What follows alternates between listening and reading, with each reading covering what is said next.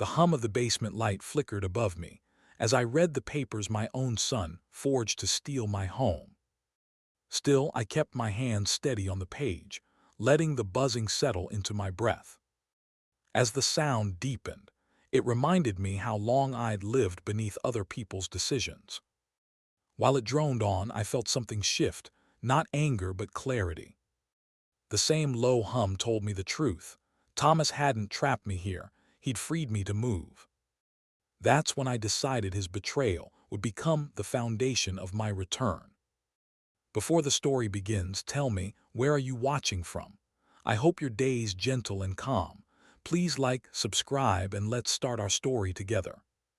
Thomas's voice echoed down the narrow staircase before his footsteps even appeared, a practiced mix of concern and authority that had grown sharper over the past few months. Dad, careful on the step, just hold the railing. His tone wasn't a request, it was a directive, and Rick Matthews, 60 years old, broad-shouldered even now, felt each word land like another reminder that in his son's eyes he was slipping, fading, a problem that needed managing. When Rick reached the bottom, the basement lights flicked on, revealing a space that had once been nothing more than storage, boxes, tools, old holiday decorations. Now it had been rearranged into what Thomas called a safe living environment. A recliner sat in the corner, a small cot, a portable heater, a mini fridge, and in the center, an insult disguised as generosity, a beige handrail bolted to the wall. "This is temporary," Thomas said, setting down the duffel bag he'd insisted on packing for his father. "Mom and I agreed it's better for your safety. You've been slipping lately." Rick's jaw tightened. He hadn't slipped. He had tripped on a loose rug. Once. And suddenly his entire life, the house he'd built, the independence he'd earned, the reputation he'd spent decades cultivating, had been reduced to a basement apartment assembled by a son who believed he knew better. "I don't need to be down here," Rick said quietly, though the weight of humiliation pressed on his chest. "My room upstairs is fine." Thomas exhaled sharply, the kind of exhale that carried more judgment than oxygen. "Dad, this isn't a debate. You're not 20 anymore. You need supervision. Down here, you're close to everything you need and there are fewer hazards." He gestured around the room as if proud of the setup, completely unaware of the sting behind every word. Rick felt the burn travel up his throat, anger first, then a familiar grief he swallowed before it could show. There had been a time not long ago when Thomas admired him, looked up to him, asked him for advice, guidance, anything. Rick had built his company from nothing, brick by brick, deal by deal. Every sacrifice he made, long nights, missed holidays, delayed vacations, had been for the family, for Thomas, so that his son never had to feel the hunger or uncertainty Rick grew up with. And now Thomas talked to him the way a man talks to a burden. "I'm not helpless," Rick murmured. Thomas's expression softened only for a moment before frustration took back over. "It's not about helpless. It's about preventing something worse. Dad, you scare Mom, you scare me. One more fall, one more accident, and then what? I'm not losing you because you're too proud to accept help." There it was again, help, a word used like a leash. Rick looked around the basement, the silence pressing in at the edges. "For your safety." That's what Thomas kept saying. But all Rick heard was, "You can't handle your own life anymore." And the humiliation settled deep, an ache more powerful than age, more painful than any bruise from that fall. Thomas adjusted the mini fridge, checking the temperature as if Rick were incapable of using a dial. "I stocked it with meals. Jessica labeled them. Mom will bring more later." Rick nodded slowly, forcing stillness into hands that wanted to clench. "I built this house," he finally said, voice low. "And now we're making sure you can stay in it," Thomas replied. "Dad, please, don't make this harder." But it was Thomas who had made it harder. It was the quiet shift that had been happening for years, the way Thomas's respect had eroded, replaced by irritation and impatience. Rick saw it now with perfect clarity. His son didn't see him as capable, wise, or experienced. He saw him as old, a relic, a liability. The realization stung more than the imposed move into the basement. My own son thinks I'm useless. Thomas clapped him lightly on the shoulder. Get some rest. I'll be back later to check on you. Check on him like a nurse, like a security guard. Rick watched him climb the stairs, each step echoing in the hollow space. When the door at the top closed, the basement seemed to shrink. Every corner felt like another reminder of what he had lost: control, dignity, authority. He sat slowly on the edge of the cot, running a hand over the blanket. The anger was no longer sharp. It had settled into something steadier, something deliberate. He had spent his life navigating opponents far more cunning than his own son. He knew how to read ambition, insecurity, desperation. He knew how to counter every play. And he knew how to rise again when someone tried to force him down. Thomas believed moving him to a basement was an act of care. Maybe he even convinced himself of that. But the truth was painfully clear. His son had stopped seeing him as a father and begun treating him like a responsibility, a project, an inconvenience. Rick lifted his eyes slowly, the corners tightening with resolve. If Thomas thought this basement would break him, he had forgotten who raised him, who taught him to fight, who built everything Thomas now took for granted. No, this wasn't defeat. It was the beginning of a reminder. Rick Matthews would show his son exactly who still held the real power in this house. And he would start sooner than Thomas ever expected. Rick waited until the house quieted, the kind of quiet that settles after people believe they've done the right thing. Upstairs, Thomas moved around with the confidence of a man who thought the world bent easily to his plans. Rick listened to the footsteps, the faint clap of a door closing, and let the stillness return before taking the first step of his own. He pulled his old leather-bound notebook from the drawer of the small nightstand Thomas had placed beside the cot. It felt almost foreign in his hands, a relic from the life he had lived before his son decided he needed supervision. The cover was scratched, the pages worn from decades of ideas, strategies, names, everything he used to build an empire. Tonight, it became the first tool in reclaiming what had been taken from him. He opened it and stared at the name written on the first blank page. David Foster, his old business partner, a man who understood both the industry and the language of ambition. If anyone knew how to navigate the kind of opportunity Rick needed right now, it was David. Rick dialed the number he hadn't used in nearly 2 years, half expecting it to go unanswered. But after 2 rings, the gravelly voice he remembered came through. Rick Matthews, I thought you died or moved to Florida. Rick smirked. Not yet, listen, I need to talk. There's a building I want to look at. There was a brief pause. You don't sound like a man browsing for retirement hobbies. I'm not, Rick said simply. 10 minutes later, Rick was pacing the length of his basement, his safe living environment, as he laid out the idea. The building wasn't just any structure.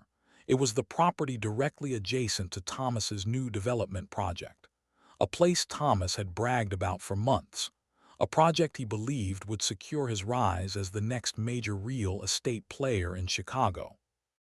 Buying it would give you leverage over the entire block, David said, calculating quickly. And your son doesn't know you're even thinking about this. No, Rick answered. He thinks I can't manage stairs. He'd never imagine I'm looking at deals. David chuckled. Then let's get to work. After the call ended, Rick stood in the center of the basement, the cold concrete under his feet grounding him. For the first time in years, he felt the gears turning, the old instincts coming alive. He moved to his desk, a small folding table Thomas had set up for him, and pulled out his laptop. With slow, deliberate breaths, he typed the property address into the county records. The building needed repairs. The owner was behind on taxes, and the market value had dipped in the last quarter, details Thomas had overlooked or dismissed in his rush to expand. Rick noted every weakness, every opportunity. This wasn't just a chance to buy real estate. It was a chance to reclaim something much deeper: agency, dignity, respect. He studied comparable sales, ran numbers, and began to sketch out the framework of a deal. The more he read, the clearer the path became. He could outbid any local developer if he structured the financing correctly. He could move quietly, strategically, before Thomas ever heard a whisper. And the beauty was simple. Thomas wouldn't see it coming because he didn't think his father was capable of anything beyond a stumble on the stairs.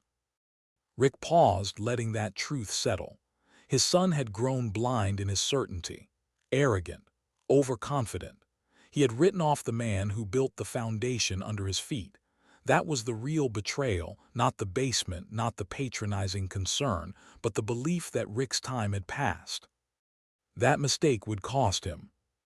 As the night deepened, Rick gathered documents, created a list of financial assets he could liquidate without drawing attention, and drafted an outline of what he'd need David to handle legally. Every step he took reminded him of who he'd been before Thomas tried to reduce him to a dependent. The basement no longer felt suffocating. It felt like an office, a war room. By the time the first hint of morning light touched the small window near the ceiling, Rick closed the notebook and leaned back in his chair. His calculations were tight, his strategy sound. The offer he planned to make would not only be competitive, it would be irresistible. If executed cleanly, he would own the building before Thomas even knew it was on the market. And with that ownership, everything around Thomas's development would shift. Rick allowed himself a long, steady breath. The humiliation of being shoved into the basement hadn't weakened him. It had sharpened him, reminded him of the power he still possessed. Upstairs, he heard Thomas moving around again, confident, oblivious, in control of a world that was about to tilt beneath him. Rick opened his notebook one more time and drew a single line under his notes. Time to move. But the next step required precision and secrecy. Thomas couldn't suspect a thing. Not yet. Rick woke before sunrise, long before the sounds of Thomas moving around upstairs. The basement was cold, but the chill sharpened him rather than slowed him. He sat at the small folding desk, opened his notebook, and laid out everything he needed to investigate. This stage wasn't about excitement, it was about precision. If he miscalculated even a little, the deal would slip away, and with it, his chance to reclaim his place in the world his son had quietly pushed him out of. He powered on his laptop and pulled up financial records, zoning maps, and tax reports. The neighboring building didn't look like much from the outside, an aging commercial structure with chipped paint and an outdated facade, but buildings rarely revealed their true worth at first glance. Under the surface, this one was overloaded with information, numbers, small tells that hinted at the real story. Rick sifted through every detail one line at a time. Overdue property taxes, deferred maintenance, long vacant units, a landlord who hadn't invested in the building in nearly a decade. The deeper he dug, the more opportunity he saw. He picked up his phone and began calling old colleagues, people who had once shared office floors, long lunches, and high-stakes deals with him. Some were surprised to hear his voice. Others slipped easily into conversation, as if no time had passed. He asked subtle questions at first, feeling out what they knew about the market, about the area, about the owner of the building. Most didn't think much of the property. They dismissed it as outdated, badly managed, a money pit. But a few offered sharper insights. The owner was overwhelmed, the building's expenses were climbing, and rumors suggested he was looking for a discreet sale. Exactly the kind of seller who accepted the right offer quickly. Rick wrote everything down, his handwriting tight and focused. He hadn't felt this alive in years.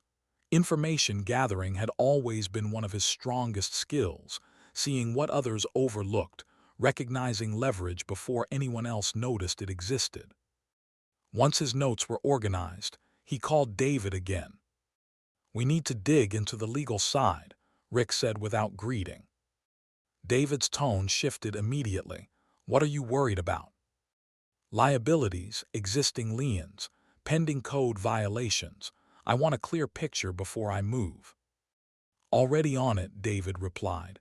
But Rick, you're serious about this, aren't you? This isn't just a symbolic gesture. Rick looked around the basement, at the makeshift living space his son believed was appropriate for him. I'm done being handled, he said quietly. It's time I remind him who built the ground he's standing on. David didn't ask which him Rick referred to. He already knew. After the call, Rick continued to dig deeper into ownership records. It didn't take long before he uncovered exactly what he'd hoped for: several financial red flags surrounding the current landlord. Late payments, neglected fines, a nearly maxed-out equity credit line. Whoever owned the place was teetering, desperate to keep things quiet. There was power in knowing when someone was cornered.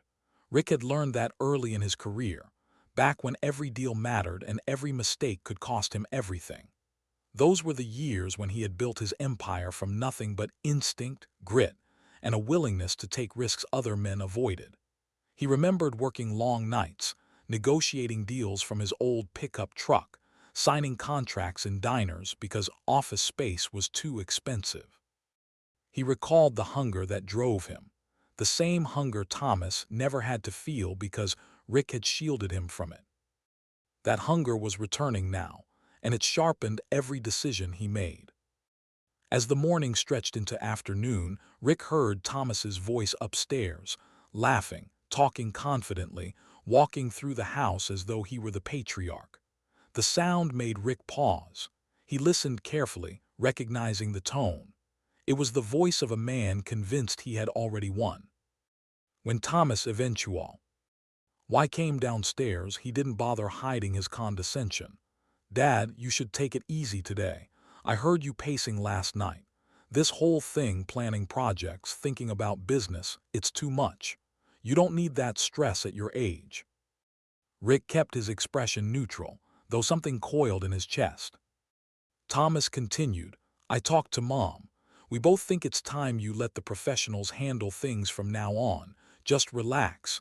Enjoy retirement. He smiled as if offering a kindness, not realizing the injury buried in every word. Rick nodded once, not trusting himself to speak. Thomas interpreted the silence as agreement and walked away more certain than ever that his father had stepped aside permanently. But Rick's mind was already miles ahead. Thomas had no idea the research was nearly complete. No idea that Rick had uncovered every weakness in the seller's finances. No idea that Rick still had the instincts, the contacts, the discipline to execute a deal faster and smarter than most men half his age. He returned to his desk and finalized his notes, line by line, until there were no gaps, no blind spots, no uncertainties. The plan was ready. All that remained was to take the next step, a step that would not only secure the building, but shift the power in ways Thomas never saw coming. Rick closed the notebook slowly, feeling a steadiness settle over him. It was time to move from research to action. Rick waited until mid-morning before placing the offer, long enough for the business world to be awake, but early enough that he could set the tone for the day. He sat at his small basement desk, opened the laptop, and sent the official purchase proposal to the seller's attorney. The number wasn't high, but it was deliberate, calculated, a blend of pressure and opportunity. The kind of offer that said, take this now before things get worse for you. Once the email left his outbox, a subtle current of adrenaline moved through him. He hadn't felt this sensation in years, this mix of risk, strategy, and quiet confidence. The waiting period had always been the longest part of any negotiation, but Rick found himself steady, almost calm. He knew the building's owner didn't have time on his side. By noon, his phone buzzed. The reply came faster than expected. The seller wanted to negotiate. Rick allowed himself a slow exhale, then called David to loop him in. For the next hour, he reviewed terms, counteroffers, liabilities. Every clause the seller tried to slip in, every trick meant to mask desperation, Rick caught instantly. This was familiar terrain. The rhythms of negotiation came back to him with ease, like a language he never stopped speaking. But before he could finalize the next counteroffer, the basement door swung open. Thomas descended the stairs with a speed that told Rick he already knew. "Dad," Thomas snapped, voice sharp, "I just got a call. Someone told me you're making an offer on the building next to my development. Tell me it's a mistake." Rick didn't flinch. "It's not a mistake." Thomas stepped closer, anger flashing behind his eyes. "Why would you do that? You don't need more stress. You don't need another project. That building is in my district. It affects my plans." Rick held his son's gaze, calm but unyielding. "It affects the neighborhood, and I live in the neighborhood. Last I checked, I'm still allowed to make investments." "That's not what this is," Thomas fired back. "You're not thinking clearly. You need to let me handle things. You're going to get taken advantage of, Dad. You're not in shape to handle this market anymore." There it was again, that infuriating mixture of condescension and false concern. Rick simply said, "I know what I'm doing." Thomas shook his head, disbelief edging into frustration. "Stop this. Withdraw the offer. I'm serious. You're going to embarrass yourself."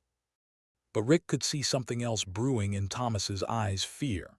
Not fear for Rick's well-being, but fear that his father might still have more power, more influence, more instinct than Thomas had assumed. "I'm moving forward," Rick said quietly. Thomas didn't take it well. He stormed back upstairs, and within minutes, Rick could hear him on the phone, angry, panicked, trying to pull strings that weren't his to pull.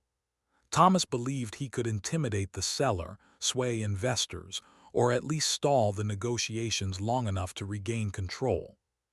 He underestimated two things. First, the seller didn't respect Thomas. Second, Rick still had connections that mattered. That afternoon, Rick made a series of calls, not loud, not dramatic, but surgical. Old bankers he hadn't spoken to in years greeted him like a returning general. Former partners offered insight others would have charged thousands for. Rick didn't need their money. He needed their leverage. By early evening, Thomas's attempt to block the deal had collapsed. The seller's attorney, irritated by Thomas's pressure tactics, sent Rick a revised counteroffer. R1, so revealing it bordered on desperation. The asking price dropped. The conditions softened. The tone shifted from negotiation to surrender. Rick recognized the moment instantly. This was when a good businessman closed. He sent the acceptance before Thomas even realized the tide had turned. 3 hours later, the contract came through. Rick signed quietly, without celebration, without hesitation. The building was his for a fraction of what it was worth, and far less than Thomas had predicted. When the ink dried, Rick leaned back in his chair. His heartbeat was steady. His hands didn't tremble. Age had not taken his instincts. Age had only concealed them long enough for his son to believe they were gone. Upstairs, the basement door opened again, slower this time. Thomas walked down one step, then another, eyes searching his father's face. "Did you?" he began. Rick turned the laptop slightly, showing the signed contract on the screen. Thomas's expression froze. For a moment, he didn't speak. He simply stared at the confirmation, his mind piecing together everything he had miscalculated: his father's ability, his influence, his reach. The silent assumption that Rick was no longer a contender collapsed right there on the stairs. "You actually did it," Thomas whispered, anger leaking into disbelief. Rick closed the laptop gently. "You shouldn't underestimate people, Thomas, especially not your own father." Thomas swallowed hard, unable to hide the shift in his posture. The moment he realized the balance of power wasn't as secure as he'd imagined. And Rick felt something new rise within him. Not anger, not revenge, but the first clean taste of victory. A reminder that this game wasn't over. Not even close. Thomas didn't knock. He came into the basement like a storm breaking through a window, loud, abrupt, carrying a gust of anger so strong it nearly filled the room. Rick had been reviewing the inspection reports for the newly purchased building, but he closed the folder as soon as his son's footsteps thundered down the stairs. "Why?" Thomas demanded, breath sharp, eyes burning. "Why did you buy that building? Do you have any idea what you've done?" Rick didn't rise, didn't flinch. He simply watched his son with a calmness that seemed to agitate Thomas even more. "I did what any reasonable investor would do," Rick said quietly. "I saw an opportunity to strengthen my future, my legacy." "Your legacy?" Thomas barked a bitter laugh. "Dad, you're not thinking straight. That building isn't some nostalgic monument you can rescue. It's a strategic property, one that affects real developers, people who actually understand today's market. This isn't the 1980s. You're out of your depth." Rick felt the familiar sting, not from the accusation itself, but from how easily the words came out of his son's mouth. As if everything Rick had accomplished, every deal, every sacrifice had not only faded but become meaningless. "You think I bought it because I don't know what I'm doing?" Rick asked, his tone still even. "I know you don't," Thomas snapped. "You're a retired executive who can barely get up a staircase without help. You bought that property out of pride or, God knows, stubbornness. You're not equipped to manage something like this anymore." Something shifted in Rick's expression, not anger but clarity. A long, quiet realization that Thomas didn't just underestimate him. His own son believed he was obsolete. Rick stood slowly, the movement controlled, deliberate. "Thomas," he said, "I bought the building because I have a future to protect. You put me in the basement. You decided I needed supervision. You treated me like a burden. That told me everything I needed to know." Thomas's face hardened, but there was a flicker of something else behind his eyes, guilt, maybe, or fear. "I did that for your safety. You weren't doing well. You were distracted." "I was humiliated," Rick corrected. "And I've been humiliated for a long time without even realizing it. I built my life from nothing, and somewhere along the way you convinced yourself that made me weak instead of capable." Thomas's jaw tightened. "You think this is about humiliation. It's about reality. You're not up to date. The market doesn't operate the way it did when you were relevant." Rick let the insult land without looking away. When he finally responded, his voice carried a weight that quieted the room. "You don't know the first thing about building an empire. You inherited security. I created it. You talk about modern business practices. Fine, but modern or not, the fundamentals haven't changed. Hard work, understanding people, seeing opportunity where others see problems. Those things don't go out of style." Thomas shook his head, stepping back as if trying to reclaim his footing in an argument he suddenly felt himself losing. "You think buying that building threatens me. It doesn't. It just makes things more complicated." Rick smiled, not mocking, not triumphant, but knowing. "It rattled you enough to come down here yelling." "I'm not rattled," Thomas shot back too quickly. "Yes," Rick said, "you are. Because for the first time, you're realizing something you've tried very hard to ignore." "What's that?" "That I'm not done," Rick said. "I'm not useless. I'm not someone you can tuck into a basement and manage like a broken appliance. I still know how to get things done." The silence that followed was heavy, thick with all the things Thomas didn't want to confront. The power shift was subtle but unmistakable. He had come down to reassert control, to intimidate his father into backing off. Instead, the ground underneath him felt suddenly uneven. Thomas looked away, his shoulders tightening as if bracing against an invisible blow. "You're making a mistake," he said, though the conviction wasn't there anymore. "No," Rick replied calmly. "The mistake was yours. You assumed I was finished." For a long moment, neither of them moved. The basement felt smaller, the air tighter, as if both men were standing on the edge of something bigger than the property dispute between them. This was about power, respect, identity, and Rick could see that Thomas felt his slipping. Thomas finally exhaled, a shaky, frustrated sound. "Just don't push this any further, Dad. You're playing a game you can't win." Rick stepped forward, his voice low, steady, impossible to ignore. "I haven't even started pushing." Thomas blinked, surprised by the confidence, the certainty. Rick held his gaze until Thomas looked away first, an unmistakable tell. "I'm back," Rick said, the words crisp, cold, and unmistakably clear. "And I'm not leaving any time soon." Thomas didn't answer. He simply turned and climbed the stairs, each step carrying the weight of a man who'd realized the opponent he dismissed might be far more dangerous than he ever imagined. At the top he paused, and that success made Thomas even more uneasy. One evening, Thomas marched into the basement holding a printed offer. His tone was composed, but the tension beneath it was unmistakable. "Dad, let's be reasonable," he began. "You shouldn't have to manage a building at your age. I'm offering to buy it from you. I'll take it off your hands."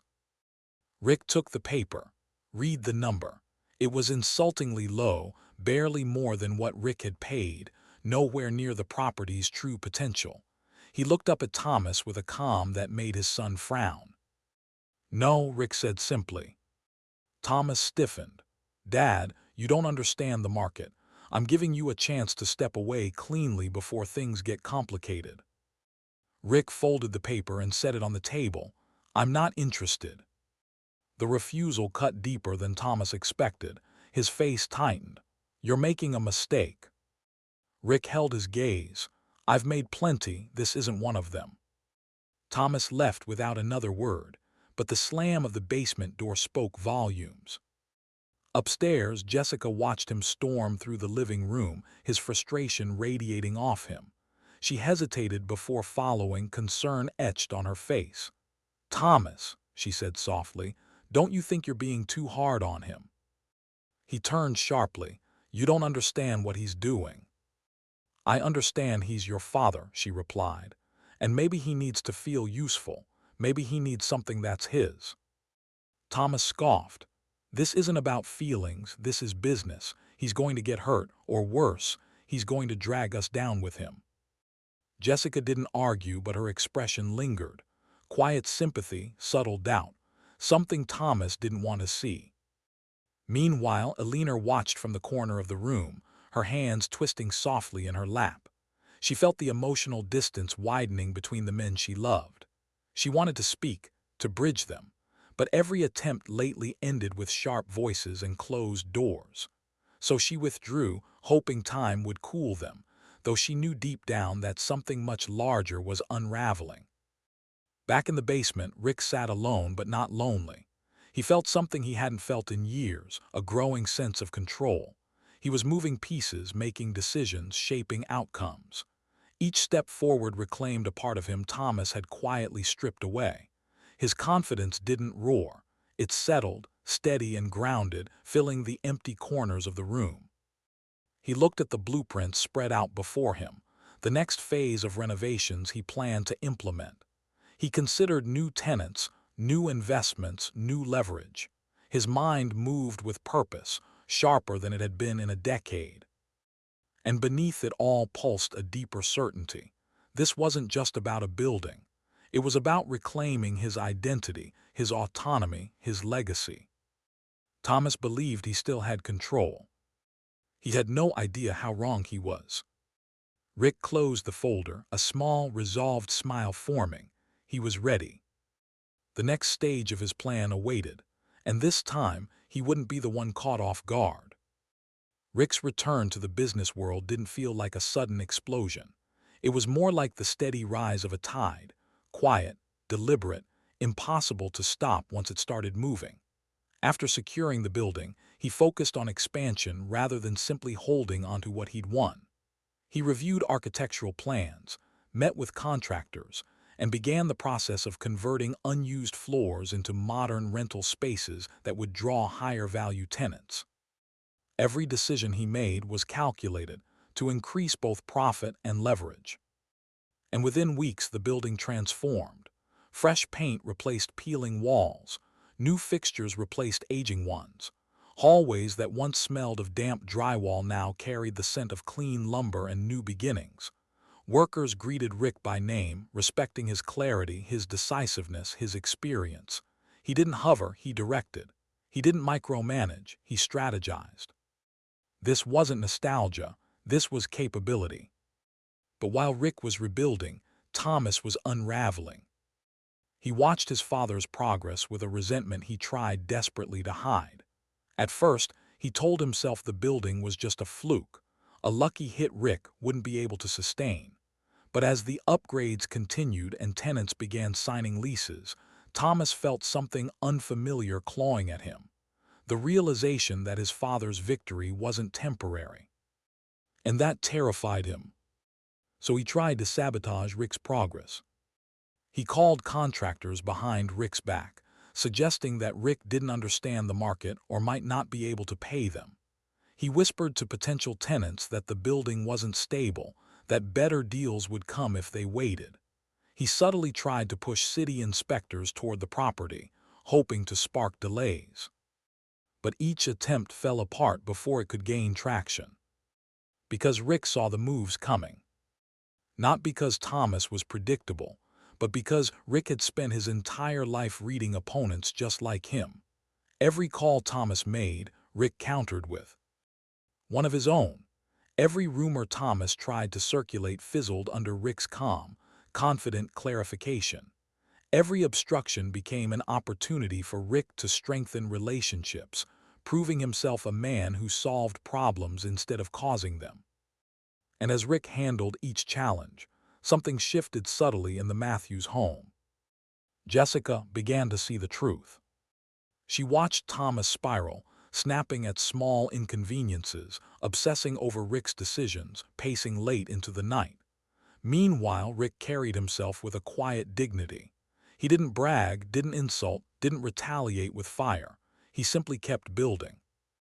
Jessica found herself drawn to that steadiness. One evening, when Thomas stormed into the kitchen complaining that Rick was getting too involved, Jessica finally spoke, softly but firmly. "Thomas, maybe he's just trying to live his own life. Maybe you should let him." Thomas froze, stunned that she would dare challenge him on this. "He's manipulating everyone," Thomas insisted. "He's doing this to undermine me." Or, Jessica said carefully, maybe he's doing this because he still can. Thomas didn't answer. He just walked away, leaving Jessica standing there with the ache of a woman seeing her husband for who he had become, controlling, insecure, threatened by the very man who had once lifted him. Thomas refused to admit it, but he saw what was happening. The balance of power was tilting, slowly but undeniably, back toward Rick.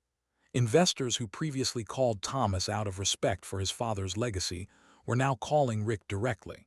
People who once overlooked him because of his age now remembered the reputation he had built, a reputation more solid than any of Thomas's recent attempts at influence. Rick received an email one afternoon from a prominent investor who had watched his latest acquisition with interest. Then another from a firm looking to partner on future projects. And then a third, an invitation to meet for coffee to discuss expansion opportunities. The momentum was unmistakable. Rick sat at his folding table, the same one Thomas had thought symbolized decline, and reviewed the proposals with a calm, satisfied breath. Not because he needed the deals, but because the offers meant something more powerful. He hadn't lost his edge. He hadn't lost his name. He hadn't lost himself. Upstairs, Thomas pretended not to care when he overheard Rick's phone ringing with new opportunities. But the stiffness in his shoulders, the silence he walked in, the clipped tone he used with Jessica all revealed the truth. He felt the threat growing, and he couldn't stop it. Rick wasn't just holding his own. He was rising. With every contract, every renovation, every handshake, Rick stepped back into the world he once commanded, and it welcomed him, not out of nostalgia but respect. He wasn't simply surviving the humiliation Thomas had put him through. He was reclaiming everything he'd lost. As Rick reviewed the latest offer, his fingers brushed the edge of the paper with a certainty that felt almost electric. He was back, and Thomas was no longer standing in his way. But the next move, the one Rick was already quietly preparing, would determine just how far this return would go. The shift didn't happen overnight. It happened quietly, like a slow change in the weather, subtle at first, then undeniable. Rick's building filled faster than anyone expected. Tenants who once dismissed the aging structure suddenly saw potential. Word spread about the renovations, the fair pricing, the steady management. Rick didn't advertise loudly. He didn't need to. His reputation, the one Thomas had thought long dead, rose from the dust with every lease signed. Within 2 months, Rick had secured not just tenants but momentum. His property value increased. His name resurfaced in investor circles, and he began receiving calls about 2 additional properties in nearby neighborhoods, opportunities that once went straight to Thomas or his peers. Now they came to Rick first. It was the beginning of a reversal that Thomas felt before he understood. At first, Thomas tried to ignore it. He buried himself in spreadsheets, hunched over his desk long after Jessica had gone to bed. He made frantic calls to investors, pitching new ideas, new developments, anything to show he still had reach. But investors weren't responding the way they used to. Their enthusiasm was thin, their commitment uncertain. Some of them even mentioned Rick.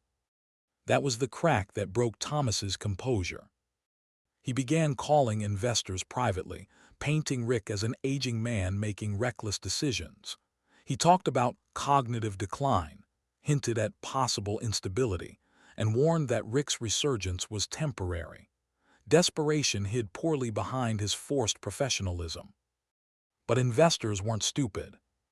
They saw the numbers, they saw the upgrades, they saw the tenants flowing into Rick's property. They didn't see an old man losing his grip, they saw a veteran returning. G to form. And Rick didn't need to defend himself. His work did it for him. Meanwhile, his network continued to widen. Old colleagues reappeared with open hands, offering partnerships, funding, even joint ventures. The respect that had once defined Rick's career returned more quickly than he could have predicted. He didn't seek revenge through aggression. He reclaimed power through competence. And that, more than anything, terrified Thomas. Because the harder Thomas pushed, the more unsteady he became. His decisions grew rushed, sloppy. He overpromised to clients, underdelivered to partners, and lashed out when things didn't go his way. The confident, ambitious developer he'd once been was slipping into a man scrambling to keep up, outpaced not by a rival but by his own father. Jessica noticed first. She watched Thomas's shoulders slump farther every day, his patience evaporate, his temper shorten. At night, he lay awake staring at the ceiling, and even when she reached for him, his mind stayed trapped in an endless loop of fear and frustration. One evening, she approached him gently while he sat hunched over his laptop. "Thomas, you're burning out," she murmured. "You're taking on too much." "I'm fine," he snapped before catching himself. He rubbed his face tiredly. "It's just business. Things will stabilize." She hesitated. "Is this really about business, or is it about your father?" Thomas didn't answer. He just closed the laptop a little too hard. Upstairs, the tension grew with every failed attempt Thomas made to regain control.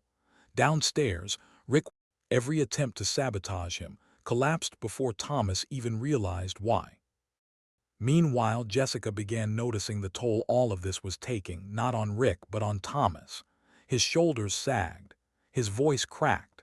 His frustration simmered so close to the surface that even simple conversations turned sharp. She watched him lose sleep, lose patience, lose pieces of himself he once valued. But she stayed silent. Not because she didn't care, but because she knew he wouldn't listen. He had passed the point where reason mattered. He wasn't fighting Rick anymore. He was fighting the reflection he saw in every failure.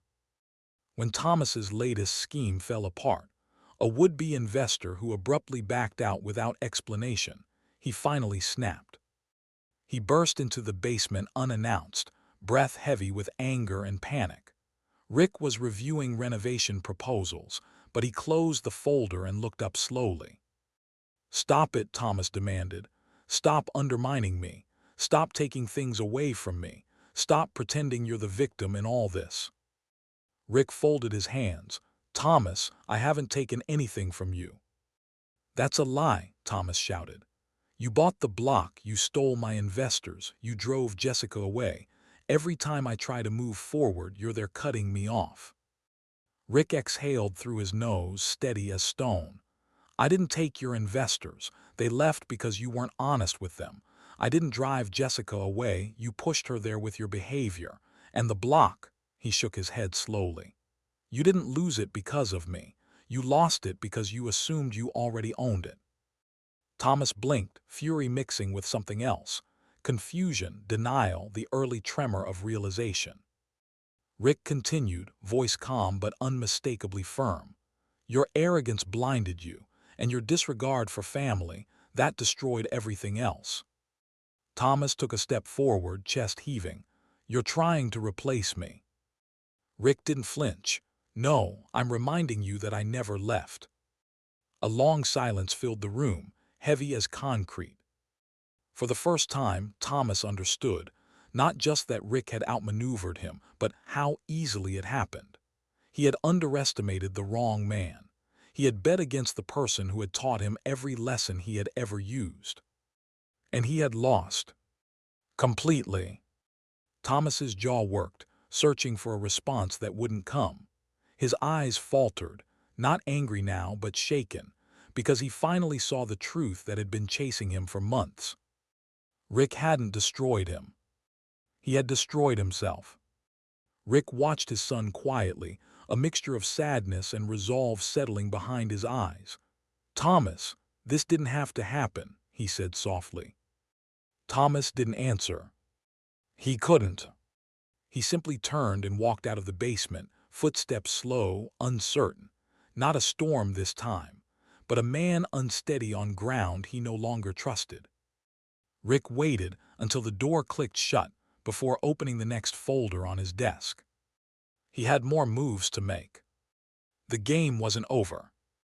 But Thomas was already losing long before he realized he was playing. The deal came together faster than anyone expected. A major commercial complex, 4 stories, prime location, long considered unattainable, had quietly gone on the market after months of internal disputes among its owners. Most developers didn't even know it was available yet. But Rick did. His network made sure of it. One early morning, seated at the same basement desk where his comeback had begun, Rick reviewed the final contract terms. They were bold, risky, lucrative, exactly the kind of deal he would have taken in his prime. And today, he took it again. He signed, hand steady, confidence anchored deep and unshakable. The complex was his. The acquisition sent ripples through Chicago's real estate community. By noon, the news had reached industry forums. By evening, it was circulating on investor channels. A retired businessman reclaiming a significant piece of commercial territory was unheard of, and people wanted to know how he'd pulled it off. For the first time in years, Rick's name wasn't associated with nostalgia. It was associated with relevance. Reporters emailed requests for interviews. Investors reached out with proposals. Analysts called it one of the most strategic acquisitions of the quarter. Rick didn't seek the spotlight, but the spotlight sought him. And while Rick rose, Thomas faltered. Every headline stung. Every congratulatory message Rick received was a blow to Thomas's already fractured pride. Investors who once praised Thomas's modern vision now openly questioned his judgment. Some withdrew funding for his upcoming developments, citing instability. Others wanted reassurance Rick was not involved in Thomas's decisions, an insult Thomas couldn't tolerate. He tried calling emergency meetings, but attendance was thin. He tried pitching new projects, but enthusiasm was tepid. No matter how he spun it, the truth followed him. His father was outshining him. Publicly, effortlessly, and he had no idea how to stop it. Jessica watched from the sidelines, increasingly unsettled. She saw Thomas pacing late at night, muttering numbers under his breath, blaming Rick for every slip in his portfolio. She saw the tension in his jaw when he scrolled through articles praising Rick's comeback. She saw how resentment had seeped into his voice, his posture, his very breath. But she also saw the fractures in her marriage widening. She hadn't chosen sides, not out loud, but the decision was becoming clearer with each passing day. Thomas was drowning in anger. Rick was climbing with purpose. One afternoon, she found Thomas sitting alone in his office, gaze empty, fingers pressed against his temples. She approached gently. "Thomas, maybe it's time to stop fighting him." He didn't lift his head. "You don't understand. If he keeps rising, I have nothing left." Jessica's heart ached. She wanted to reach out to steady him, but he pulled away before she could try. Rick, meanwhile, had no interest in gloating. His focus was forward, not backward. Each new opportunity strengthened his position. Each handshake opened another door. He began attending small industry gatherings, reconnecting with old colleagues who greeted him with genuine respect. He was the man pushed into a basement anymore. He was a contender, a leader, a force returning to form. He restructured his holdings, diversified his portfolio, and positioned himself as a stabilizing presence in a market craving reliability. Age wasn't a handicap, it was experience. A lifetime of decisions, some victories, some scars, had crafted a man who knew exactly how to navigate pressure. Elena watched the transformation quietly. She felt guilt, deep, aching guilt, for not stepping in earlier when Thomas began crossing lines. But she also felt something she hadn't felt in years: pride. She saw Rick's shoulders slowly lift, his voice gain strength, his spirit return. She saw the man she married, not just surviving conflict, but rising above it. One evening, while bringing Rick dinner, she paused at the base of the stairs and simply looked at him as he reviewed documents under the warm lamplight. For a moment, the basement didn't look like confinement. It looked like a war room, and Rick looked like a general reclaiming lost territory. "You're really doing it," she whispered. Rick glanced up. "I have to." She nodded. "I know." And he did, because Thomas wasn't just slipping, he was becoming irrelevant. And in the world of business, irrelevance was the truest form of defeat. Rick didn't take pleasure in that, but he didn't shy away from it either. He had been forced into a corner, dismissed, humiliated. Now he moved with precision, power, and intention. Every strategic decision he made wasn't just a step forward. It was a step away from the man Thomas believed he could control. As Rick signed the final lease agreement of the day, he felt the weight of certainty settle in his chest. He was no longer rebuilding an empire. He was expanding one. And Thomas was running out of time to stop him. Thomas's comeback attempt began with a kind of frantic optimism, a forced belief that, if he just made the right pitch to the right people, he could climb back into the position he once commanded. He booked meetings with potential investors, rehearsed polished presentations, and wore the confident smile he'd practiced in boardroom mirrors for years. But reality didn't match his rehearsals. Investors listened politely, nodded through his projections, but their eyes held caution distance. The same people who once eagerly sought his attention now leaned back in their chairs, exchanging subtle glances that said more than their words ever could. They had followed the news. They had seen Rick's resurgence. They had watched Thomas's credibility fracture in public. And they didn't trust him. One investor, a man who had partnered with Thomas 3 times before, closed his binder during the pitch and said quietly, "Thomas, your numbers look fine, but I can't risk my capital with everything going on around you." Everything going on around you. The phrase stung more deeply than the rejection itself. While Thomas's credibility collapsed, Rick's empire grew with striking momentum. Property after property, locations Thomas had once boasted he would own someday, were now being signed over to Rick.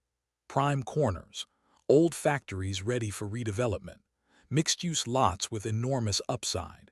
Deals Thomas had only ever talked about securing were now quietly landing in Rick's hands. Rick didn't brag. He didn't even mention the acquisitions around the house. But Thomas saw the articles online, saw the rising chatter in investor circles, saw the way Rick's name was being spoken with respect. Respect Thomas believed once belonged to him. And every time Rick grew stronger, Thomas felt weaker. Jessica sensed the shift long before Thomas acknowledged it. She watched his shoulders droop each night as he loosened his tie, watched the way he avoided mirrors, watched how resentment tightened the lines around his eyes. She watched him grow smaller, not physically, but emotionally, spiritually, morally. And she withdrew. Not all at once, not dramatically, but inch by inch. She stopped asking about his meetings, stopped offering encouragement he no longer deserved, stopped believing the version of him he insisted still existed. She began seeing him not as the man she married, but as someone painfully unfamiliar. Meanwhile, Rick moved through the business world with grounded certainty. The more he invested, the steadier he became, no longer reacting to Thomas's behavior, no longer looking over his shoulder. He was securing key assets strategically, each acquisition placing him one step higher in the real estate hierarchy. He hadn't planned to dominate the market, but the more Thomas pushed against him, the more clear it became. Dominance was the only way to reclaim everything Thomas had tried to strip away. Thomas felt that dominance like a tightening rope. With each failed investor meeting, his frustration grew. He spent late nights in his office, spreadsheets open in front of him, searching for any angle he had missed, any loophole, any opportunity. He called old contacts, but many of them had shifted their allegiance. He tried pitching new development projects, but none gained traction. Even contractors hesitated to work with him unless Rick was somehow involved. Every turn he took, every attempt to regain control, led him straight into another dead end. One night, after slamming his laptop shut so hard the hinges nearly snapped, Thomas stormed into the living room where Jessica sat quietly with a book. She looked up, startled by his intensity. "This is getting out of hand," Thomas said, pacing back and forth. "Dad is doing this to spite me. He wants to destroy everything I've built."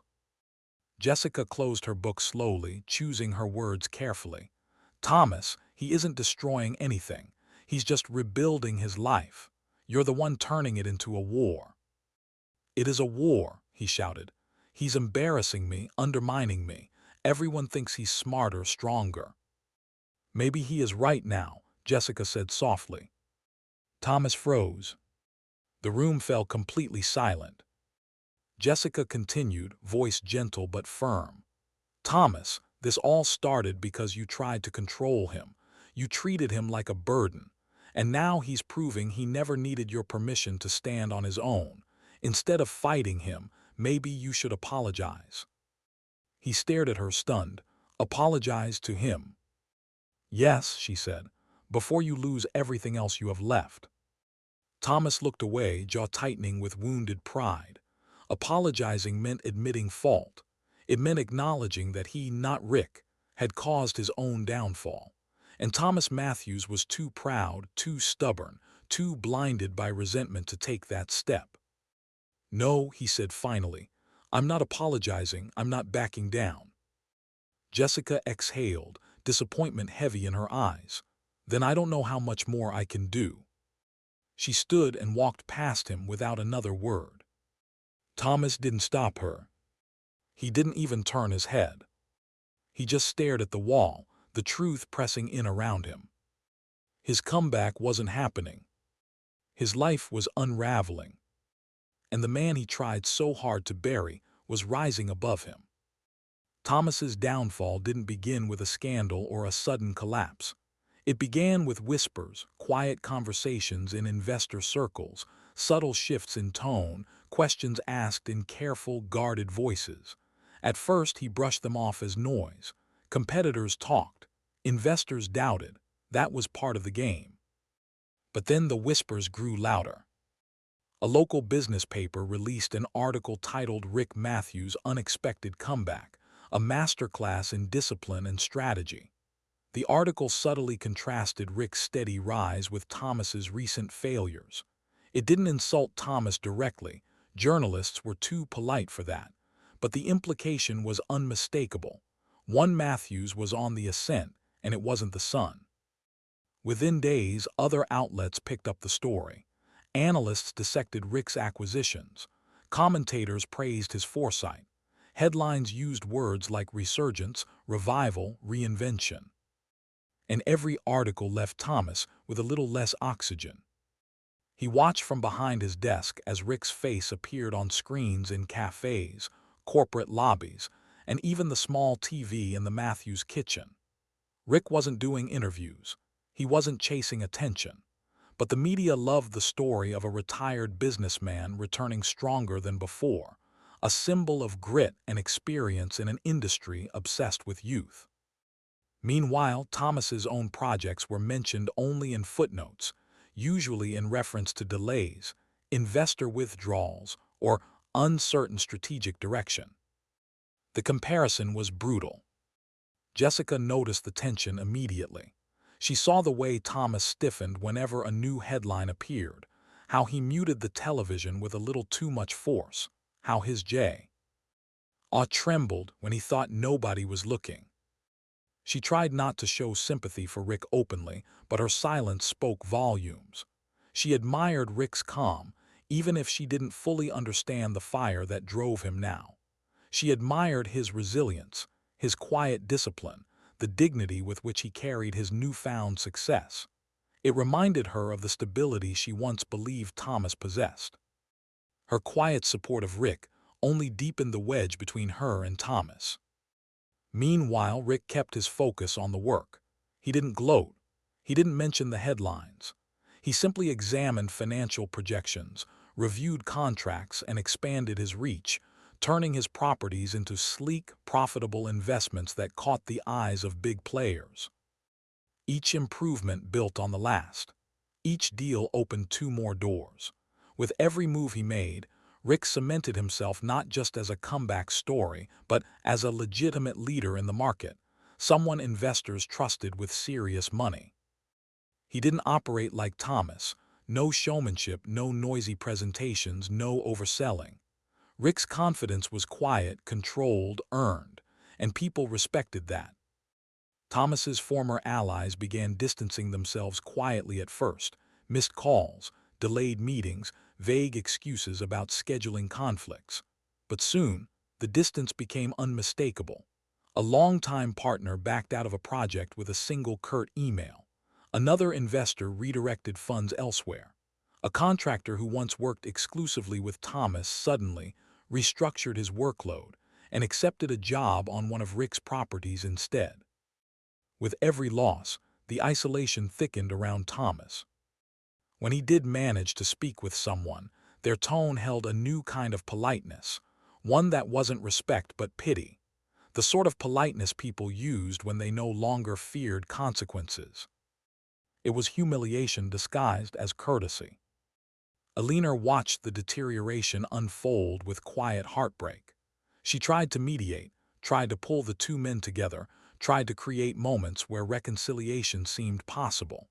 But each attempt ended the same way, Thomas closing himself off, resentful of any attempt to soften the blow he believed Rick was dealing him. "Just stay out of it, Mom," he muttered one evening, grabbing his coat. "Every time you try to help, he gets stronger and I look weaker." Alina's eyes softened with grief. "Thomas, that's not true." "It feels true," he whispered before walking out the door. Back in the basement, Rick continued building, smarter, faster, clearer than ever. Every new opportunity confirmed what he had started to believe. Not only was he back, he was thriving. He had stepped out of the basement into a world that remembered him and welcomed him. And Thomas watched helplessly as his identity slipped through his fingers. Every article praising Rick felt like a blade. Every investor who walked away felt like a betrayal. Every moment of silence from Jessica or Alina felt like a judgment. Late one night, sitting alone in his darkened office, Thomas finally let himself accept something he'd been running from. Rick had won. Not through violence, not through manipulation, but by simply being everything Thomas had forgotten how to be. A man of focus, a man of character, a man who followed through. Thomas stared at the wall, breathing quietly as a truth he had never wanted to face settled across his chest like a weight. He no longer knew where his future would lead. But he knew one thing with painful clarity. Rick was far from finished. Thomas didn't knock. He didn't pace. He didn't storm. This time, he walked down the basement stairs with the hollow steadiness of a man who had run out of excuses and places to hide. His face was pale, his eyes glassy with sleeplessness, and his hands shoved deep into his coat pockets as if he were afraid of what they might do if he let them loose. Rick looked up from the table where he'd been reviewing blueprints. He didn't pretend to be surprised.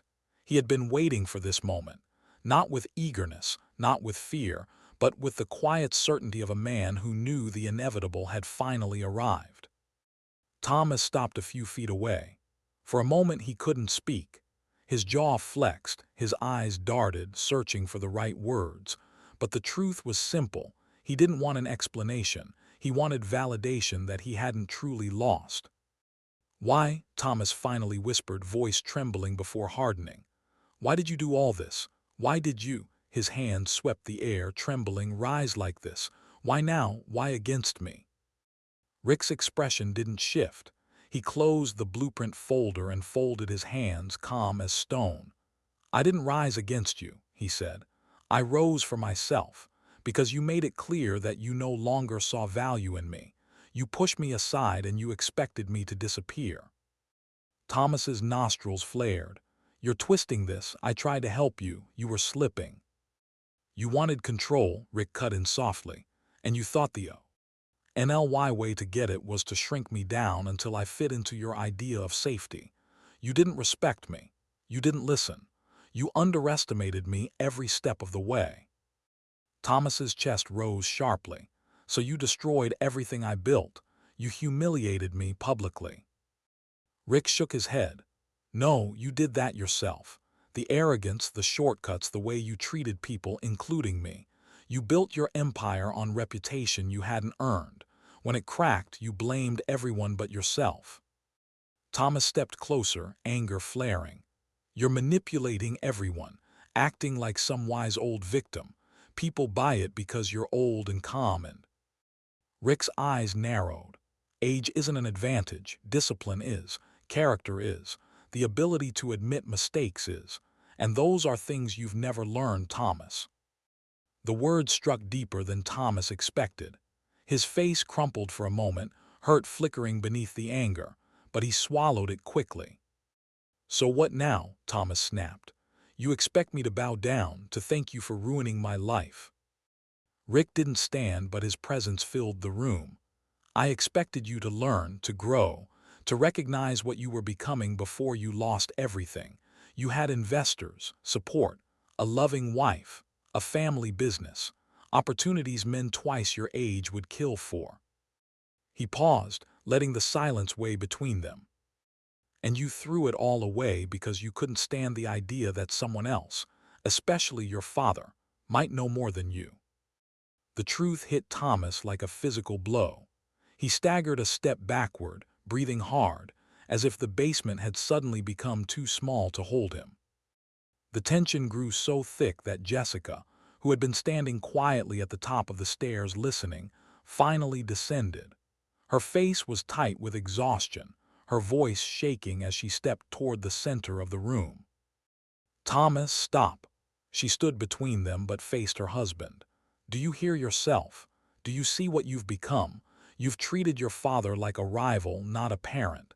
You've blamed him for everything because you refused to see the part you played." Thomas stared at her, eyes wide, stunned by her intrusion. "Jessica, not you too." "Yes," she said sharply, "me too. I've watched you destroy every good thing in your life because you couldn't handle sharing the spotlight. Rick didn't take anything from you. He just stopped letting you take everything from him." Thomas opened his mouth, but nothing came out. Not a protest, not a denial. Silence ate his words before he found them. Jessica stepped back, her disappointment unmistakable. Rick rose slowly, not with aggression but with finality. "Thomas," he said, voice steady, "you won't regain what you lost. Influence isn't inherited, it's earned. And you've burned every bridge you needed." Thomas's face twisted, a desperate mix of anger and grief. "You're saying there's nothing left for me?" Rick's gaze held no cruelty, only truth. "There's no more room for you in the position you tried to force yourself into. You wanted to be the man in control. But control isn't taken, it's proven.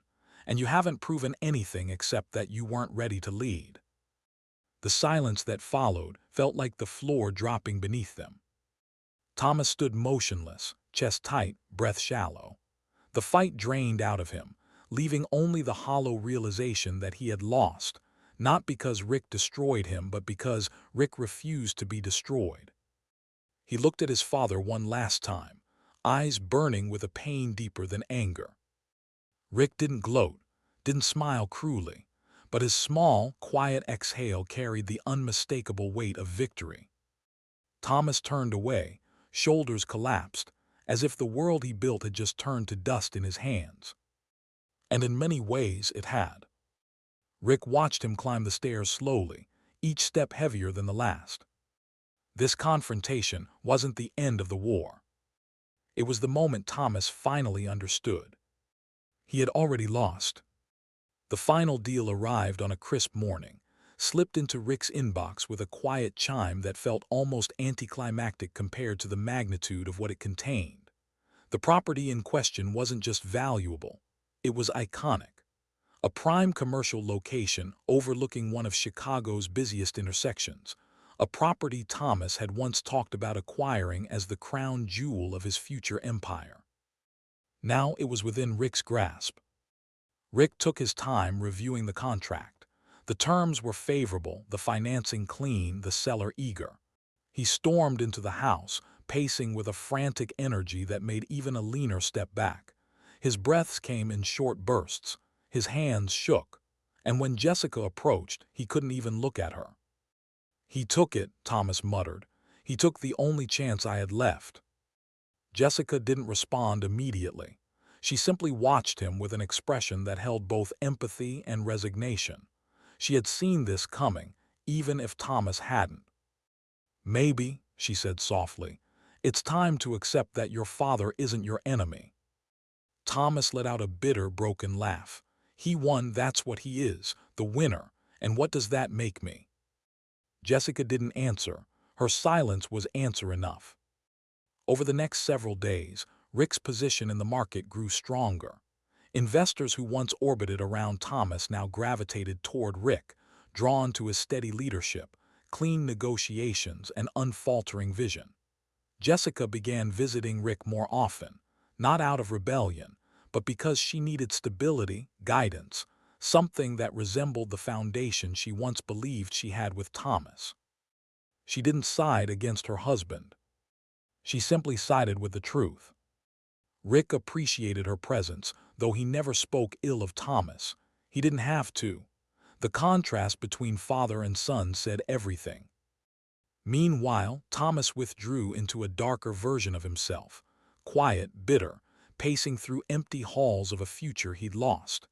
He made frantic calls to banks, tried to renegotiate loans, attempted to revive projects that had already been pronounced dead. Nothing worked. Every angle he saw was already closed off. Every opportunity slipped through his fingers. His empire wasn't collapsing, it had collapsed. And for the first time, he understood what true defeat felt like. One evening, Rick asked him to meet, just the two of them. Thomas arrived reluctantly, shoulders tight, eyes hollow. He expected gloating. He expected mockery. Instead, Rick spoke calmly, as a father rather than a rival. "I'm offering you something," Rick said, sliding a small folder across the table. "A portion of what you once controlled, a chance to rebuild on your own terms." Thomas stared at the folder as if it were radioactive. "You think I want your pity?" "It's not pity," Rick replied. "It's family." Thomas's jaw clenched. His pride, the same pride that had fueled his rise and accelerated his fall, rose like a shield. "I don't need your charity," he snapped. "Keep it." Rick studied him for a long moment. There was no anger in his eyes, only a kind of tired sorrow. "This was the last thing I could offer you," Rick said quietly. "If you walk away from it, you walk away from everything." Thomas didn't pick up the folder. He didn't open it. He simply turned and walked out, jaw trembling with the weight of a decision he couldn't take back. When the door closed behind him, Rick exhaled slowly. He had offered peace. He had offered dignity. He had offered a bridge Thomas refused to cross. The war was over, not with fireworks, not with victory speeches, but with final clarity. Rick had reclaimed everything he once lost. His power, his legacy, his name. And Thomas had nothing left but the pride that had destroyed him. Rick returned to his desk, opening another proposal, the future stretching ahead with sharp direction. But one final reckoning still waited in the distance. Thomas's world shrank quickly after Rick's final refusal. At first, it was subtle. Missed calls from investors he once considered allies, unanswered emails, messages left unread. But within days, the silence grew louder than any argument he had shared with his father. His phone, once buzzing with opportunities, now sat on the corner of his desk like a reminder of what he had lost. He stopped going into the office, stopped returning calls, stopped trying to convince the world he still had influence. Instead, he isolated himself. He closed his home office door for hours at a time, ignoring Jessica's gentle knocks and Alina's attempts at conversation. He skipped meals, paced through the night, and stared at spreadsheets that no longer meant anything. The more he withdrew, the more the distance hardened around him, building invisible walls he didn't know how to break down. Meanwhile, Rick continued moving forward, not with aggression or celebration, but with steady purpose. Each day brought a new opportunity, a new investor, a new partnership. His empire grew in clean, structured lines, strengthening his position in ways even he hadn't expected. And the more he built, the further Thomas fell behind. But success didn't make Rick arrogant. It made him reflective. He felt pride, yes, but also a heaviness in his chest whenever he thought about the cost. The late-night negotiations, the emotional strain, the constant battles, the look of betrayal in Thomas's eyes. Rebuilding his career had restored him, but the war had taken pieces he knew he would never get back. Jessica watched Thomas's decline with a mix of heart, reek and clarity. She had held on to hope for months, hope that he would apologize, that he would change, that he would choose humility over humiliation. But now she saw the truth more clearly than ever. Thomas was locked inside a cage of his own making, and no one, not even she, could free him. One evening she approached him in his darkened office. "Thomas," she whispered, "we need to talk." He didn't lift his head. "Thomas, I can't stay like this," she said softly, voice trembling. "You've pushed everyone away, you've pushed me away, and I don't have anything left to give you." He finally looked at her then, eyes hollow, face pale, the exhaustion etched deeply into every line. But he didn't reach for her. He didn't apologize. He simply stared, as if unsure whether he wanted her to stay or whether he had already accepted that she wouldn't. Jessica inhaled shakily. "I'm leaving." The words fell like a stone between them. Thomas didn't stop her, didn't ask her to reconsider. He just closed his eyes, and in that small, quiet moment, Jessica realized the marriage had ended long before she found the strength to walk away. Alina watched the unraveling of her family with sorrow clinging to every breath. She tried to comfort Thomas, but he wouldn't let her close.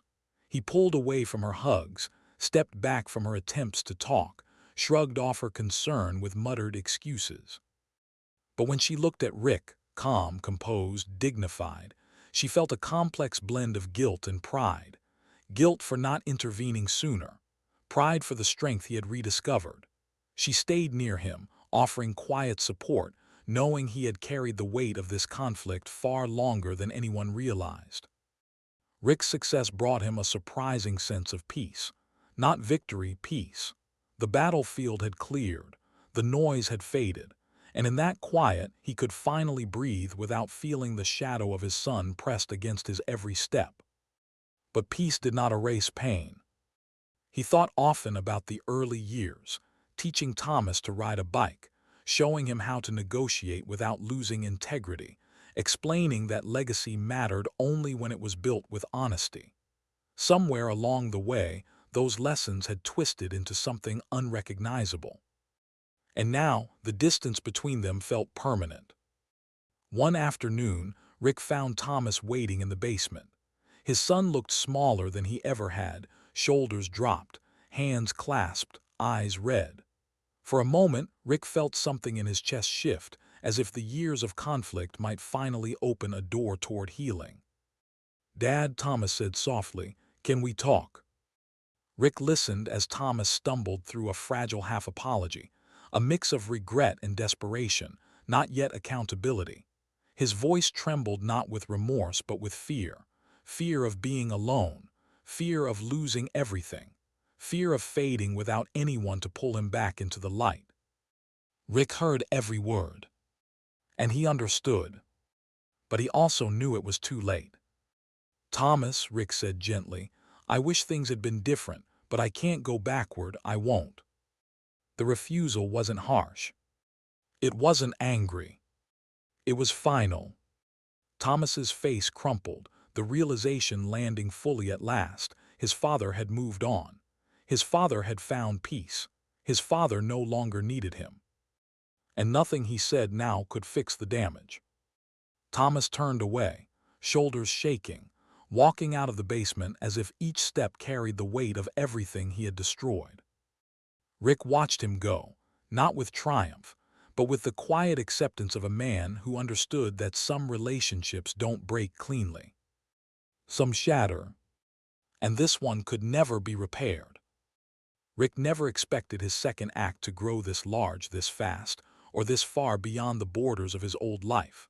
What began as a single acquisition, a symbolic reclaiming of dignity, had evolved into something formidable. Within months, his name began appearing in markets far beyond Chicago. Regional investors started calling, then national ones. And by the end of the quarter, Rick Matthews was being discussed in real estate boards spanning from New York to Denver. His empire wasn't just recovering. It was rising. Rick sat at his new office desk one morning, a real office now, not the folding table in the basement, and studied a map dotted with red markings. Properties he owned, properties he controlled, properties offered to him by investors practically begging to get in while the momentum was hot. Every morning brought another email, another call, another proposal. Some wanted partnerships, others wanted to buy into his developments, and a few simply wanted the prestige of being associated with the man whose comeback had become a business phenomenon. Rick didn't say yes to everything. His strength wasn't in expansion alone, it was in strategy, thoughtful moves, disciplined growth, the same qualities he once tried to instill in Thomas, qualities Thomas rejected along the way. The stronger Rick grew, the more Thomas disintegrated. Thomas's bus. Ines' failures accelerated. His debts stacked on one another like falling dominoes, small at first, then rapidly collapsing. Loans were denied. Contractors refused his calls. Investors ghosted him entirely. Word had spread both publicly and behind closed doors. Thomas Matthews was no longer a safe investment. And in a world where reputation was currency, Thomas was bankrupt. He spent his days alone, disappearing into a silence even darker than before. He no longer paced, no longer ranted, no longer searched for loopholes in contracts. Now he simply sat in the dim light of his empty office, staring at files he no longer had the energy or credibility to revive. Rick heard whispers of Thomas's struggles through the business grapevine. He didn't interfere. He didn't gloat. He had already offered Thomas a lifeline once. Pride had made the decision. Pride would carry the consequences. Meanwhile, Jessica was carving a new life from the wreckage of the old. Her departure from Thomas had been quiet, almost gentle. No dramatic exit, no shouting, no demands.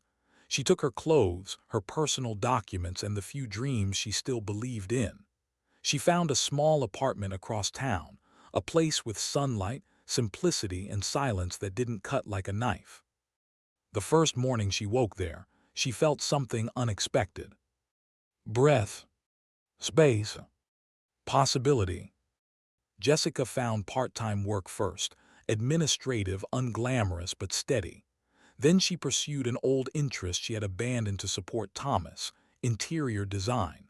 Clients started small, then grew by word of mouth. Her confidence resurfaced one layer at a time. She didn't lean on Rick. She didn't need to. But she didn't hide her gratitude for the stability his presence had provided during the worst moments of her marriage. Rick noticed the change in her. Her shoulders weren't tense anymore. Her voice didn't tremble. Her eyes didn't dart nervously toward the door as they once did when Thomas entered a room. She was rebuilding in the same quiet, determined way Rick had rebuilt himself. And a leaner lived in the emotional in-between, a place filled with pride for one man and heartbreak for the other. She watched Rick step into success with the grace of someone who had earned every inch of it. She brought him tea during late nights, helped sort documents when he needed it, and tried her best to offer support without inserting judgment. But she also mourned the sun drifting away into silence. Every time she passed Thomas's closed door, guilt pressed against her ribs. She wondered whether she could have done more, whether she should have intervened earlier, whether a different word or gesture might have softened the fall he now faced. But deep down, she knew Rick's rise hadn't destroyed Thomas. Thomas's choices had. And now, as Rick attended conferences and strategy sessions, shaking hands with leaders who treated him as an equal once again, Thomas's absence became as noticeable as Rick's presence. The business world didn't speak of Thomas anymore. Deals didn't include him. Panels didn't invite him. Conversations that once revolved around him now circled around Rick. Thomas had become a ghost, mentioned only in passing, rumored to be drowning in debt, speculated to have stepped away voluntarily when the truth was far simpler. He had no place left in the world he once believed he controlled. Rick didn't celebrate that, but he didn't deny it either. One evening, as Rick reviewed proposals for a national expansion initiative, he realized something profound. He had accomplished what he set out to do. He had reclaimed power, reclaimed dignity, reclaimed the legacy Thomas's betrayal had nearly erased. But even with the victory, something lingered, unfinished, unresolved, waiting on the horizon. Thomas wasn't gone. Not yet. And Rick could feel the shadow of one last reckoning approaching. The ballroom glowed under soft golden lights, filled with some of the most influential figures in the national real estate world. Conversations buzzed in low, excited tones, glasses clinked, cameras flashed in a steady rhythm. But all of it quieted the moment Rick Matthews stepped through the doors. He had been invited as an honoree, a man whose unexpected resurgence had reshaped the market, whose disciplined climb had inspired industry veterans, whose comeback was now being hailed as one of the greatest in years. For someone who had once been relegated to a basement, the contrast was almost surreal. But Rick didn't walk into the event with swagger. He walked with calm dignity, shoulders steady, eyes forward. Jessica was by his side, poised and confident in a way she hadn't allowed herself to be in years. She wore simplicity with elegance, her presence quietly affirming her support. She wasn't there to replace anyone. She wasn't there to make a statement. She was simply there because she respected the man Rick had become again, someone who rose not through destruction, but through resilience. Her hand rested lightly on Rick's arm as they entered, and although Rick didn't lean on her, he seemed steadier with her beside him. Across the room, Thomas stood near the wall, unnoticed by most of the attendees. He hadn't been invited. The only reason he gained access was because the event was held in a public venue, and he still had enough recognizable connections to slip in unnoticed. But once inside, he was no one. He looked older than his age, worn down by months of failure and self-inflicted exile. His clothes didn't fit the way they used to, his posture slumped with defeat, and his expression carried the hollow gaze of a man watching his greatest fear unfold in slow motion. Every time Rick's name was spoken, Thomas flinched. Every time someone praised Rick's comeback, Thomas's jaw tightened. Every time Jessica laughed softly beside Rick, the bitterness in Thomas twisted deeper. Yet even standing there, a ghost among the powerful, Thomas couldn't admit the truth to himself. He couldn't accept that his arrogance, not Rick's strength, had brought him here. Pride clung to him like a suffocating coat he no longer had the strength to remove. He watched as Rick was ushered onto the stage, welcomed by applause that grew louder and fuller with every step.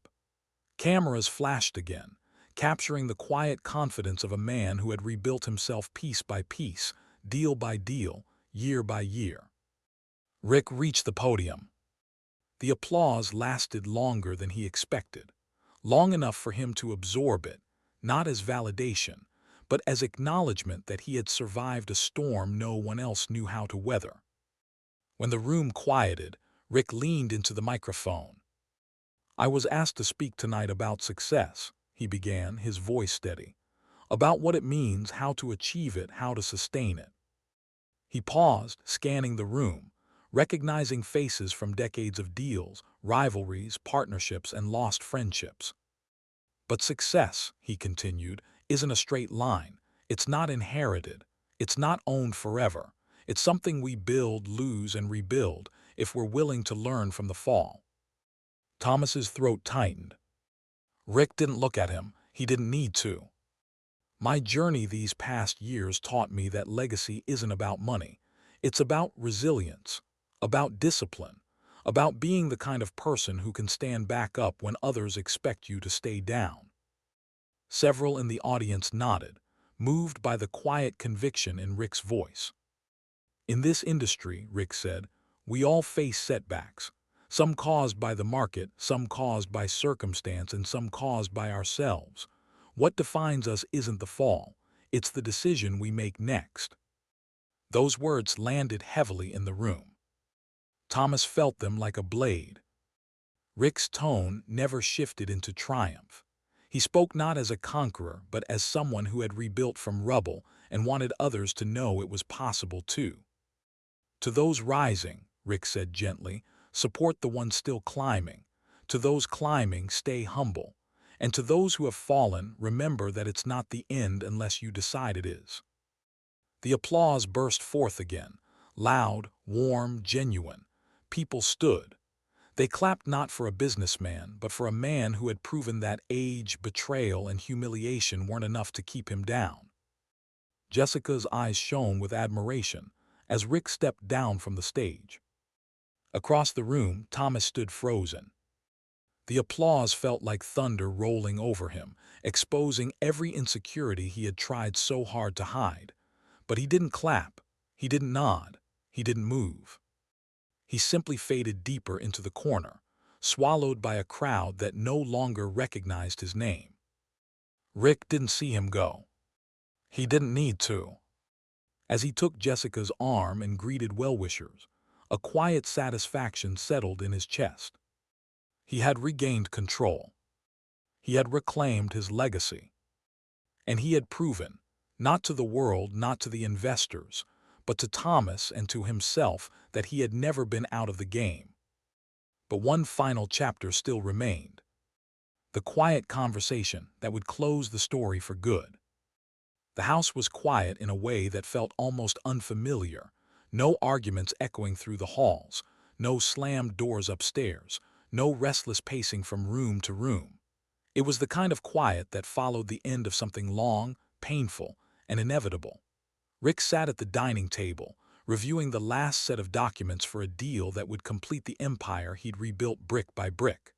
The papers lay neatly arranged before him, the ink waiting for one final signature. He heard footsteps before he saw Thomas. They weren't the heavy, angry steps he had grown used to. These were slow, almost hesitant, like someone approaching a door they weren't sure they were allowed to open.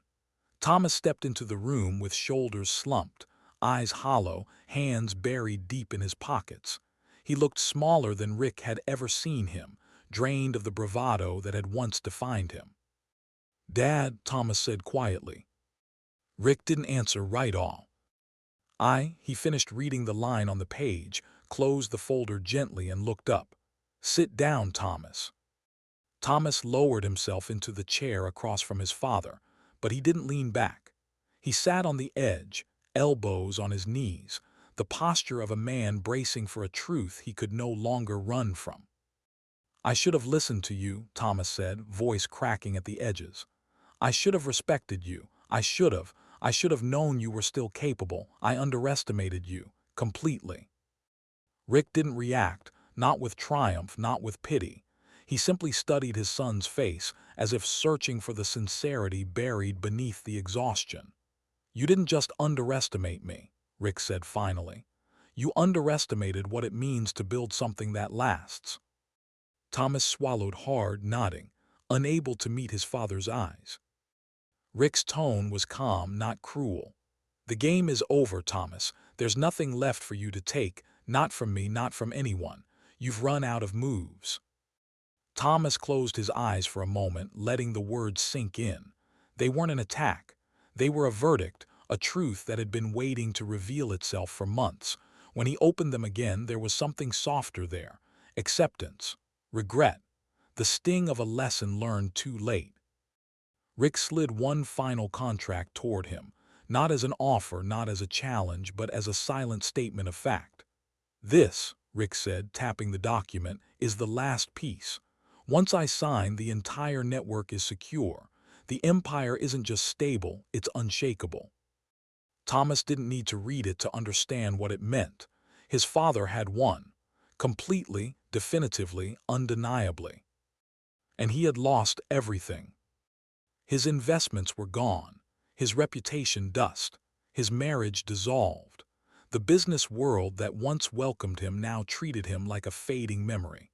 Pride was all he had left, and even that felt like a burden he no longer had the strength to carry. "Is there anything left for me?" he asked quietly, not as a businessman, but as a broken son seeking the faintest scrap of hope. Rick shook his head, not unkindly. "Not in this world, Thomas. Not in the one you tried to control. You'll have to build your own path now from the ground up." Thomas nodded slowly, tears threatening but never falling. He stood, his legs unsteady, and took a long breath as if trying to steady the pieces of himself that remained. Jessica entered the room just as Thomas turned to leave. She paused beside Rick, offering a gentle hand on his shoulder. Her presence wasn't triumphant. It was supportive, steady, the quiet affirmation of someone who had finally stepped into a life built on truth, not conflict. Thomas looked at her for a moment, searching her face for the loyalty he once took for granted. But the look she gave him wasn't cruel. It was mournful, final. He walked out without another word. Rick watched him go, not celebrating, not grieving, simply acknowledging the end of a chapter that had taken years to write and far longer to survive. He lifted his pen, signed the final contract, and closed the folder with the calm of a man who had reclaimed everything that mattered. Jessica stayed beside him, her hand still resting gently on his shoulder. "You did it," she whispered. Rick nodded. "I had to." He stood, shoulders straight, the weight of victory settling around him not like armor but like clarity. He had rebuilt his legacy. He had weathered betrayal, humiliation, and loss, and he had emerged not just standing, but stronger than ever. Thomas, somewhere beyond the doorway, had nothing left but the remnants of pride that had destroyed him. Rick Matthews stood tall, knowing he had reclaimed his place at the top, while his son was left to watch from the sidelines, his power gone, his legacy slipping away.